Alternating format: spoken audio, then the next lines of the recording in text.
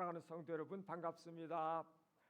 오늘 이 밤에 기도의 자리에 나오신 여러분들을 주님의 이름으로 축복합니다. 인생을 살아가다 보면요, 종종 하늘만 바라보고 멍하니 멈춰 서 있을 때가 있어요. 주님, 왜 상황이 이렇게 되었나요? 주님, 왜 저를 이 고난의 현장에 홀로 두셨나요? 마치 승천하시는 예수님 바라보며 넋을 잃고 있던 제자들처럼 말입니다. 사도행전 1장 11절을 보면 천사들이 나타나서 이렇게 묻잖아요. 갈릴리 사람들아, 어찌하여 서서 하늘을 쳐다보느냐? 이 질문은 오늘 우리들에게도 동일하게 던져주고 있어요. 왜 아직도 과거의 은혜만 머물러 있느냐? 왜 아직도 주님이 부지하신 것 같은 상실감에만 빠져 있느냐? 그런데 여러분, 우리 주님은 이 땅을 떠나시기 직전에 이미 우리에게 위대한 사명을 선언하셨습니다. 그것이 오늘 본문이거든요. 나를 믿는 자는 내가 하는 일을 그도 할 것이요 또한 그보다 큰 일도 하리니. 아멘. 오늘 이 밤에 우리는 이 큰 일이 뭔가, 그리고 어떻게 그 일을 감당할 수 있다는 말씀인가 하는 이 말씀의 깊은 곳으로 함께 들어가 보기를 원합니다. 본문은 이렇게 시작하죠. 나를 믿는 자는, 여기서 믿는다고 하는 단어는 그 원어 의미로 보면은 그 현재 분사형을 쓰고 있어요. 그러니까 과거에 한 번 믿고 끝난 사건이 아니라 지금도 지속적으로 주님을 신뢰하고 의지하고 믿고 의탁하고 있는 그 상태, 그 믿음이 계속되고 있는 상태, 이 관계가 계속되고 있는 상태, 그걸 말해요. 여러분, 믿음이 뭘까요? 믿음은 단순히 우리 머리로 동의하는 지적인 동의가 아닙니다. 믿음은 연결입니다, 여러분. 믿음은 관계고, 믿음은 우리 주님과의 살아있는 관계고 연결입니다, 여러분. 요한복음 15장에서 예수님 뭐라고 말씀하셨죠? 나는 포도나무요, 너희는 가지다. 포도나무와 가지의 이 뗄래야 뗄 수 없는 이 생명의 관계로 말씀하고 계시잖아요. 나무와 가지, 가지가 나무에 붙어 있을 때에 나무의 생명이 가지 속으로 흘러들어갑니다. 가지 속으로 흘러들어가고 가지 속으로 흘러들어온 그 생명이 꽃을 피우고 열매를 맺는 겁니다. 그러니까 내가 대단해서 멋진 일을 하는 게 아니라요, 믿음이라고 하는 파이프라인을 통해서 예수님의 생명이, 예수님의 권능이, 예수님의 은혜가 내 삶 속으로 흘러 들어오기 때문에 우리가 생각할 수 없는, 우리가 불가능하게만 생각하는 그런 일들이 가능해진다고 하는 것입니다. 우리는 종종 저는 평범한 주부인데요, 저는 은퇴한 노인인데요 라며 우리 자신을 제한합니다. 그런데 주님은요, 능력 있는 자가 아니라 뭐라고 말씀하시죠? 믿는 자라고 말씀하셨어요. 믿는 자, 믿는 자, 믿는 자. 한 가지 조건이 있다면 믿는 자 한 가지입니다. 사랑하는 여러분, 여러분은 지금도 우리 주님을 신뢰하고 계십니까? 그렇다면 이미 여러분은 예수님의 사역에 초대받으신 주인공들이신 것입니다. 오늘 설교의 핵심인 그보다 더 큰 일, 우리 주님이 말씀하신 그보다 더 큰 일은 과연 뭘까? 한번 살펴봅시다. 여러분, 우리가 어떻게 예수님보다 더 큰 일을 할 수 있을까요? 우리가 죽은 자를 더 많이 살린다고 하는 말씀일까요? 아니면 오병이어보다 더 큰 육병이어, 칠병이어의 기적을 일으킨다는 말씀일까요? 아니죠.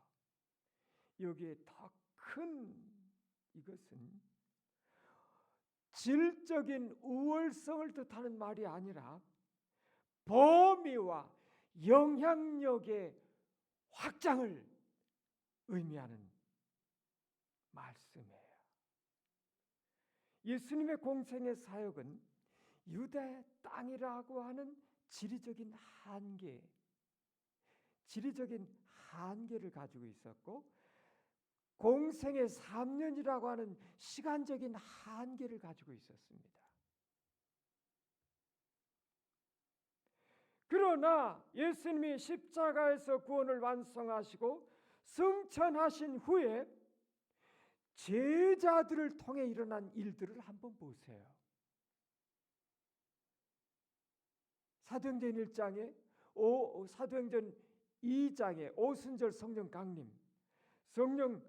강림 이후에 베드로의 오순절 설교를 통해서 베드로의 오순절 설교를 들었던 사람들, 그 한 번에 그 오순절 설교를 들었던 사람들이 그 현장에서 3,000명이 회심을 해버렸습니다. 이것은 어떻게 보면 예수님의 공생의 기간 전체에 일어났던 회심자보다 많을 수 있어요. 또 복음은 사도행전에서 보면 예루살렘을 넘어서 사마리아로, 그리고 마침내 그 당시 땅끝인 로마까지 이르게 됐고요. 오늘 동방, 아시아의 동방, 변방이었던 대한민국에까지 그 복음이 마침내 19세기 후반 선교사님들을 통해 복음이 이르렀고, 오늘 20세기, 21세기 대한민국에 사는 우리들에게까지 그 복음이 이르게 되었습니다. 그러니까 공간적으로, 수적으로, 시간적으로 확장된 이 사역이 주님이 말씀하셨던 더 큰 일의 본질이었습니다. 존 메가더 목사님, 이제 이분도 소천하셨죠. 이분도 그분의 책 요한복음 강해에서 이 대목을 이렇게 말씀했어요. 제자들이 행할 더 큰 일은 신성한 기적의 크기가 아니라 복음의 메시지가 전 세계 인류에게 도달하는 구령의 범위를 의미한다. 이렇게 해석했어요.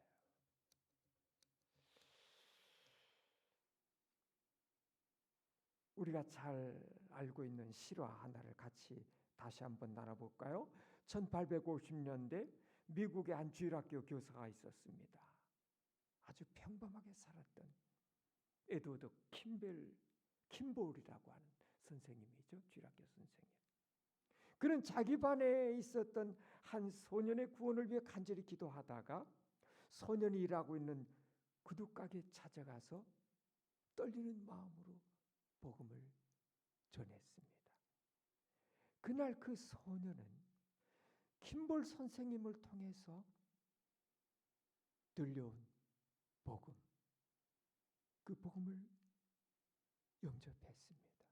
복음으로 오신 예수님을 영접하고 거듭나요. 그 소년의 이름이 후일 위대한 복음 전도자 D.L. 무디입니다. 김볼 선생님은 무디보다 큰 기적을 행하지 못했을지 모릅니다. 그러나 김볼의 작은 순종, 복음 전도에 대한 작은 순종이 무디를 낳았고, 무디를 통해서 수백만 명의 사람들이 주님께로 돌아왔어요. 이것이 바로 하나님 나라의 거룩한 연쇄 반응입니다. 핵분열같이 일어나는 것이죠. 이것이 주님이 말씀하신 더 큰 일인 것입니다. 마지막으로 주님은 이 일이 가능한 근거를 이렇게 제시하고 계세요. 이는 내가 아버지께로 감이라. 여러분, 예수님이, 우리 주님이 아버지께로 가시는 것, 승천이 왜 우리가 더 큰 일을 할 수 있는 이유가 되느냐 하는 거죠. 요한복음 16장 7절에서 우리는 그 답을 찾을 수 있습니다. 내가 떠나가는 것이 너에게 유익이라. 내가 가면 그를, 보혜사 성령님을 너희에게로 보내리니, 이렇게 말씀하시거든요. 그러나 내가 너에게 실상을 말하노니 내가 떠나가는 것이 너에게 유익이라. 내가 떠나가지 아니하면 보혜사가 너에게로 오시지 아니할 것이요 가면 내가 그를 너희에게로 보내리니. 예수님이 부활 승천하시고 성령 하나님 오시는 것이죠. 그 성령 하나님은 또 다른 보혜사입니다. 육신으로 계셨던 예수님은 한 번에 한 장소에만 계실 수 있었습니다. 그러나 성령으로 오신 주님은 시 공간을 초월해서 모든 믿는 자 안에 동시에 거하실 수 있게 되었습니다.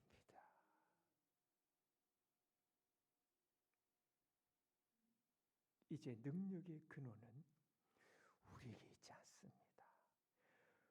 우리 안에, 여러분 안에 계신 성령님께 있는 것입니다, 여러분. 그래서 이렇게 말씀하시는 분도 있어요. 기도는 나의 무능과 하나님의 전능을 잇는 스위치다, 이렇게 말씀하시는 분도 있어요. 기도는 나의 무능과 하나님의 전능을 잇는 스위치다.